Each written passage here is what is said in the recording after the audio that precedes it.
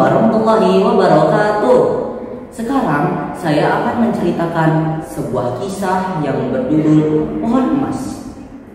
Pada suatu hari, ada seekor singa yang sedang mencari mangsa karena dia sudah kelaparan.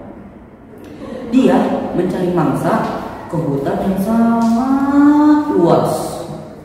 Dan di saat perjalanan, si singa menemui sebuah pohon yang berwarna emas. Akan tetapi, karena dia bukan hewan pemakan tumbuhan, dia mengelilingi hutan itu lebih jauh lagi. Di saat perjalanan, dia menemui pohon itu lagi. Akan tetapi, dekat pohon itu ada seekor kambing yang sedang menyembah pohon emas itu. Karena dia sudah lapar, tanpa basa-basi, dia langsung menerkam dan memakannya. Setelah dimakan, tiba-tiba pohon emas itu berubah menjadi seekor kambing. Akan tetapi, dia besar dan berwarna emas cerah. Si kambing raksasa itu menyerang si singa dan dia pun terbental jauh dari tempat. Bus! Singa pun bertanya, "Kamu siapa?" dengan nada yang sangat keras. Si kambing itu pun menjawab dengan santainya, "Aku adalah raja dari seluruh kambing yang ada di sini." Singa pun berlari dan mencari bantuan. Di malam hari, dia bertemu dengan sekelompok singa putih. Dia menceritakan kalau dia menemui seekor kambing emas yang berwarna cerah. Si singa itu pun berkata, "Bolehkah kalian semua membantuku untuk membalas dendamku kepada kambing emas itu?"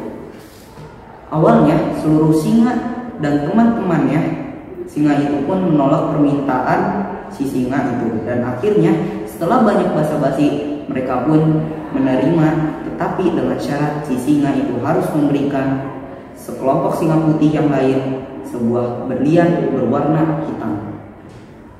Akhirnya mereka pun bersiap-siap dengan membawa persenjataan lengkap untuk melawan si kambing itu. Mereka pun langsung berjalan menuju ke tempat. Setelah menemui pohon emas itu, mereka langsung memotong salah satu batang pohon itu, dan akhirnya pohon emas itu berubah menjadi kambing raksasa yang dahulu. Kambing itu berkata lagi, halo, apakah itu kamu seekor singa yang dulu menyerang anak buahku?" Singa itu pun menjawab, Ya, aku yang memangsa salah satu anak buahmu." Kambing itu bertanya lagi, "Mau apa kalian semua datang sini?" Sekelompok singa itu menjawab, "Kami akan memusnahkan kamu dari dunia ini." Akhirnya mereka pun bertempur melawan Raja Kambing. Setelah berhari-hari bertempur, si singa berhasil mengalahkan Raja Kambing dengan melempar tombak berlian biru ke bagian jantung si Raja Kambing. Dan sesuai janjinya, si singa memberikan sebuah berlian hitam, dan itu sangat sulit ditemukan. Dan berlian hitam itu satu-satunya yang ada di rumah si singa. Dan akhirnya si singa berhasil memusnahkan Raja Kambing itu dari dunia ini. Tamat.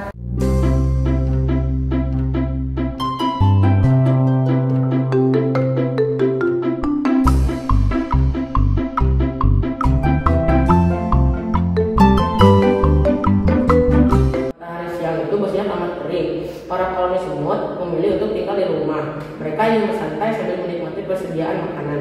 Tiba-tiba, bumi langsung seperti bergoyang. Kalau semut pun panik. Buka bumi, teriak semua semut. Mereka berbondong-bondong keluar dari sarang mereka yang berada dalam tanah. Namun begitu keluar, mereka kaget. Rupanya ada kawanan gajah yang sedang mencari makan. Ya, tadi bukan gempa, melainkan ulah gajah itu.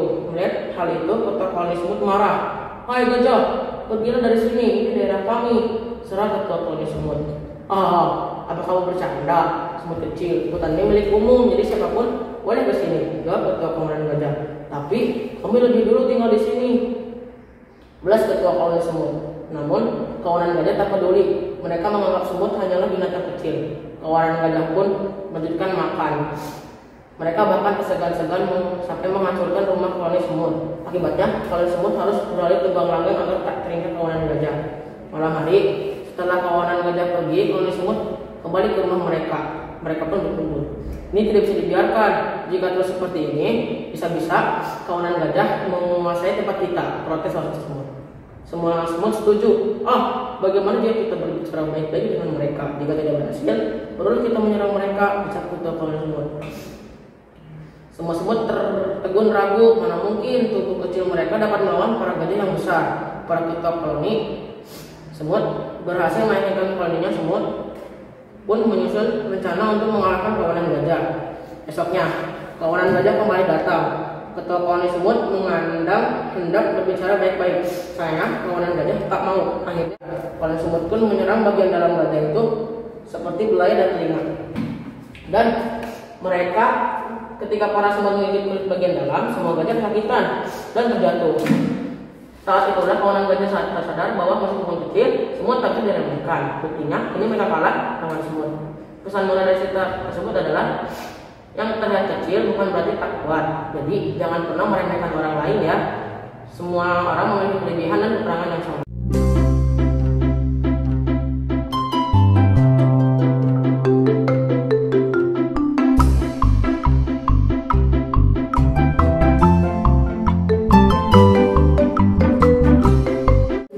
Di sebuah hutan bagian utara yang dipimpin oleh raja yang kuat dan tangguh, yaitu Raja Singa.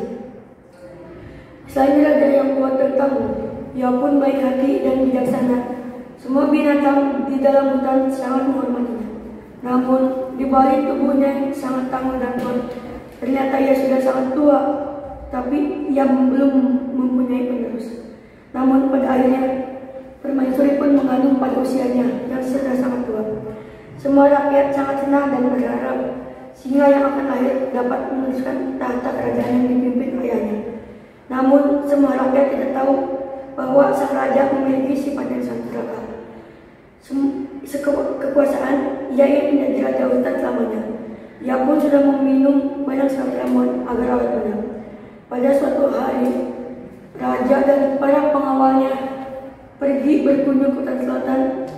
Permaisuri pun ia tinggalkan seorang diri. Namun suatu hari setelah keberangkatan sang raja, permaisuri pun melahirkan seorang anak laki-laki yang sangat sehat tanpa disadari sang raja. Ternyata Kancil mengetahui bahwa rajanya memiliki sifat serakah. Ia pun tahu jika anaknya lahir, hal itu akan membuat sang raja marah besar dan akan mengusir permaisuri. Kancil pun merasa sangat kasihan dan membawa anak sang raja ke hutan bagian barat. Ketika sang raja pulang, Kancil pun langsung melaporkan bahwa anaknya yang baru saja dilahirkan meninggal. Raja pun percaya yang dikatakan Kancil dan sangat senang.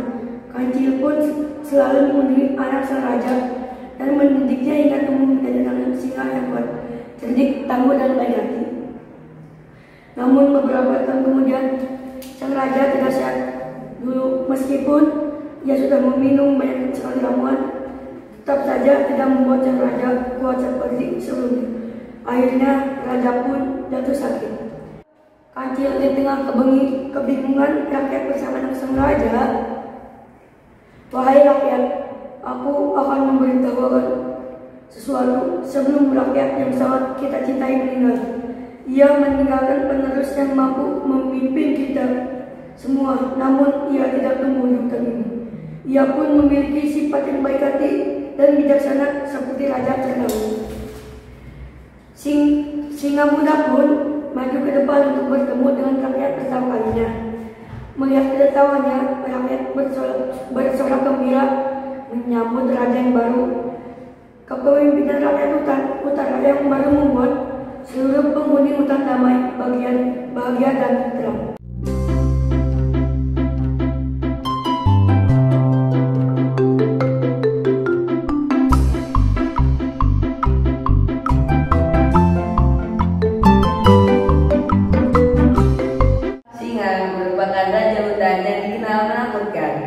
Tidak ada binatang di hutan yang berani mendekati singa atau berada di sarangnya.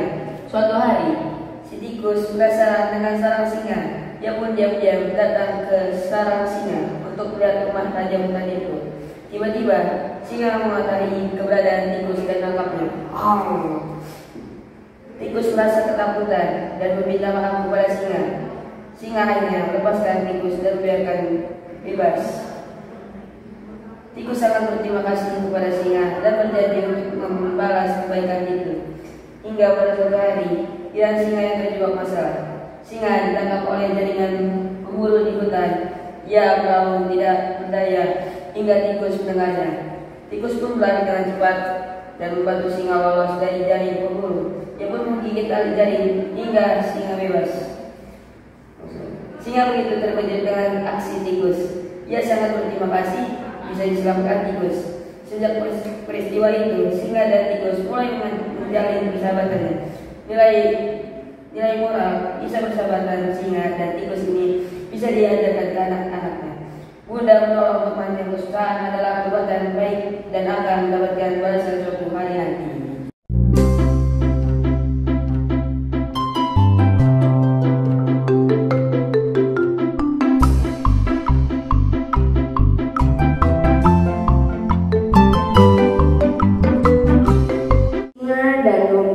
Suatu ketika, seekor singa sedang minum pada sebuah mata air di sisi bukit. Saat ia mengamati sekitarnya, teriaklah seekor domba yang baru akan minum di bagian mata air yang rendah. Inilah makan soreku, pikirnya. Hanya saja aku perlu alasan untuk menangkapnya. Maka singa itu pun berteriak pada si domba, "Hai, berani-berani mana kamu mengambil air, kamu mengaruhkan air yang akan kuminum?" "Oh tidak tuan, jika air di situ keruh, bukan aku penyebabnya, karena air di situ yang mengalir ke sini ke tempatku." Baiklah, tapi kenapa kamu memanggil aku dengan panggilan tahun lalu?" kata singa. "Itu tidak mungkin tuan," jawab si domba, "umurku baru 6 bulan. Aku tak peduli," sahut singa. "Jika bukan kamu, pasti ayahmu." Seperti berkata begitu, singa menangkap si domba dan memakannya. Namun sebelum mati, domba itu sempat bilang siap kembaran akan menghasilkan seorang pirana.